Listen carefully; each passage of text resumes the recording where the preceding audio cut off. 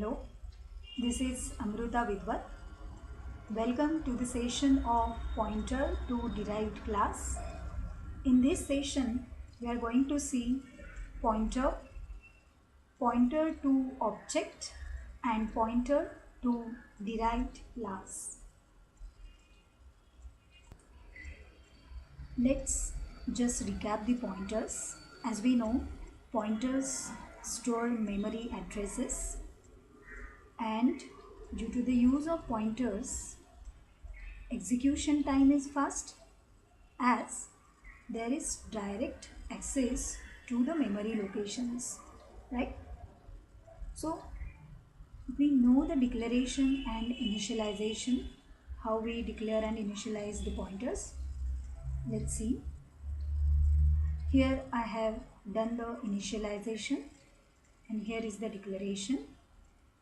For the initialization, I'll write the data type and the variable name with the asterisk. So int I is the pointer, and what I am doing here, as we know, pointer store the memory address, so I have to put the memory address of variable x into the pointer I, correct?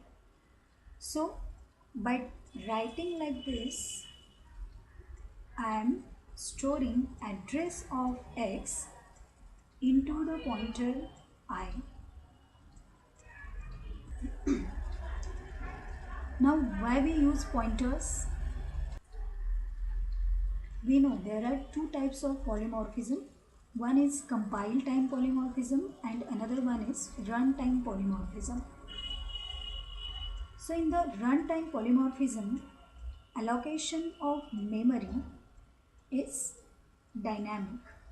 So allocation of memory during program runtime is called as dynamic memory allocation. So this dynamic memory allocation can be handled efficiently using pointers.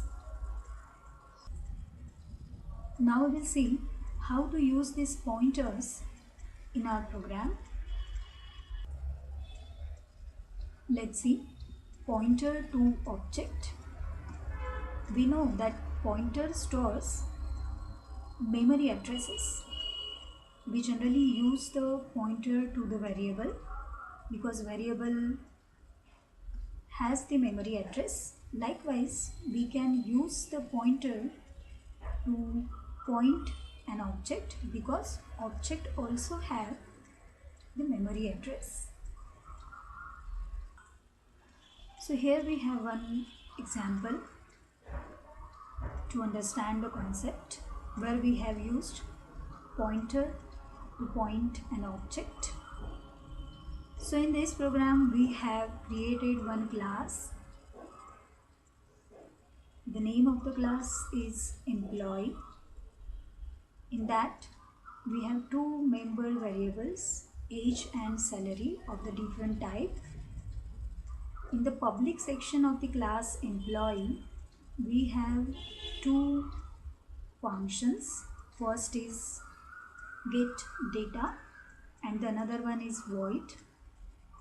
In this, we are getting the value of age and salary, while in the function show, we are going to print age and the salary of employee, right? Now in the main function, what we have done? We have written employee E. What is the meaning? We have created object of the class employee. E is the object of class employee, and here I have also created pointer for the class employee. So what I am writing here? Address of E. E is my object of the class. So as I am storing address of the object into the pointer, that's why this is pointer to object. Now using this, I can access my member functions. We have two member functions, get data and show. So as PTR is the pointer of class employee, therefore it will or it can access the member functions, which are the member functions get data and the void show. So likewise, using this arrow operator, we can access the member functions of the class employee. There is another way also to access the member functions, like we have used here operator. We can access these two member functions using the dot operator also. So if I use the dot operator, syntax will be somewhat different in that case. So the syntax will be like this: PTR. Here I'll write dot operator and I'm going to invoke the function show, so that I'll write here. So in this two way, both are valid. In this two way, I can invoke the member functions. Then what we have done in this program, we have created the class pointer, as this is the pointer of the class employee, so that pointer can invoke the member functions of that class. Now we will see pointer to derived class. So what is derived class? If I have one class B and I have another class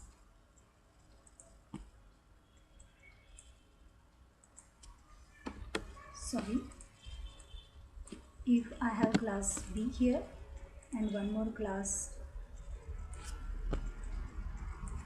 C here, or we will write here D. So B is my base class and I have derived this another class D from the B class, right? So what I can do in this derived class, what is the use of this? When I derived one class from the base class, so I can inherit all the properties of this base class into the class D, or I can add some more properties to the derived class D. Now we will see what will happen if we have pointer to base class and pointer to derived class. So let's see that. So if I have base class pointer, I can use that pointer to point the base class object as well as derived class object. Now as I am using base class pointer, that pointer can invoke the member functions of the base class because that pointer is from same class. But what will happen with the derived class object? When I use base class pointer to point the derived class object, this pointer can invoke those functions which are inherited from the base class to the derived class. Means using base class pointer, we can access only those members of the derived class that are inherited from the base class. Okay. Now in case of derived class pointer, so derived class pointer can point to the derived class object. So derived class pointer can only access the derived class object and it cannot access the base class object. So we can have the pointer either in base class or the derived class. So to understand this use of pointers in base class and the derived class, we will see one example. Let's see this example. In this program we have one class and the class 2. This class 2 is inherited from class 1. So there are two classes. Class 1 is the base class while class 2 is the derived class. In the class 1 I have one variable num and there are two member functions. First is void get, in which I am getting the value of variable num, and we have another function void show, in which I am going to print the value of this first number num. Likewise, we have derived this class 2 from the class 1. Again we have one more variable in the class 2, that is num1, and in the public section of this class 2 I have again two functions void get, where I am getting the value of num1, this variable, while in the void show I am going to print value of this num1. So here I can also print the value of first number using this num, because this class 2, that object can access this variable which is of class 1 base class, because we have made that variable protected. So when I invoke this show function, I can have value of first number as well as value of second number, because I can access this variable which is from class 1 base class, but I have made this variable as protected. The derived class object can access this variable, right? Here in the main function I have created pointer to the base class, and this is the object of base class. OP is my pointer of the base class and P is the object of this base class 1.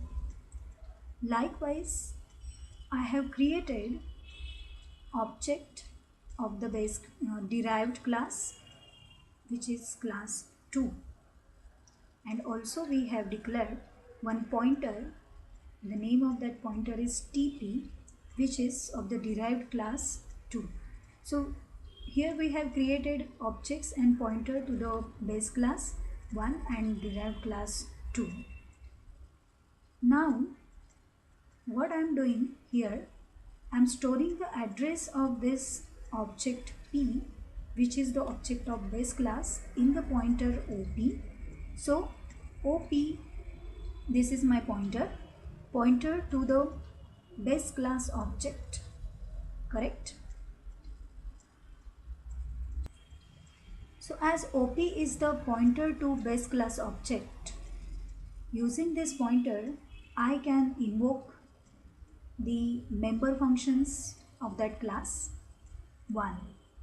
So I can have the access to get and the show functions of this base class 1. Now here I am storing the address of object which is of derived class 2. T is my object. So I am storing address of this object T into the pointer OP, which is pointer of base class. So here I can say pointer to derived class object, because T is the object of derived class and OP is the pointer of base class.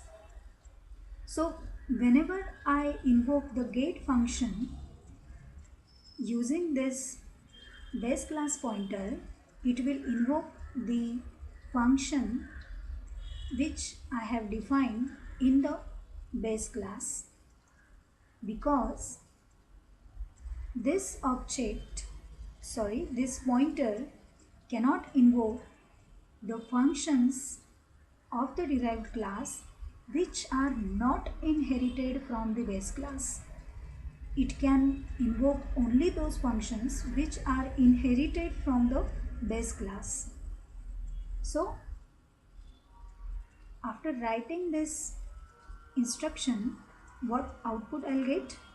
I can just update the value of first variable num. Okay. Now if I write here op show, that time it will invoke the show function of the base class, not the derived class, because it is not inherited in the derived class.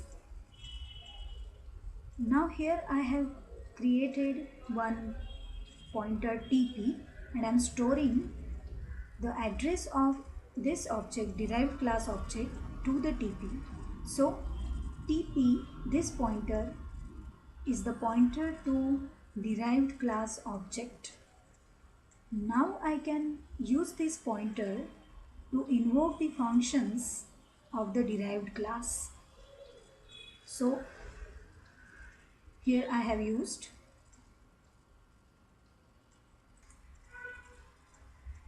this function, can show both the values of variables num, this one, and num1,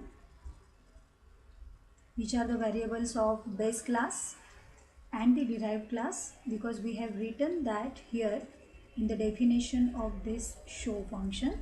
So because of using this instruction, we can show both the values of both the variables, right? So in this way, the base class pointer can access its member variables and the member functions, and also can point to the derived class object, and can invoke the derived class function which are inherited from the base class, but it cannot invoke the functions of derived class which are not inherited from the base class. Now if we want to access derived class members using this base class pointer, we have to use typecasting, and here we have used the typecasting, so that using this base class pointer we can invoke the member functions of derived class too, that is get, void get, and void show. These are the two functions in the derived class too. So when we write like this, it means that we cast the base class pointer to the derived class. Actually, this is called as upcasting, and because of this upcasting, objects of class 1 or objects of base class behaves as if they are the objects of derived class 2. So this time, whenever we invoke the function show, that will be the function of derived class. So what we are doing here, we are invoking the function show, which is the function of derived class, using the base class pointer op.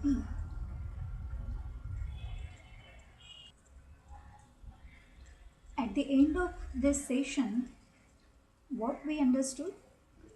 Pointers, object to pointers, and the pointer to derived class.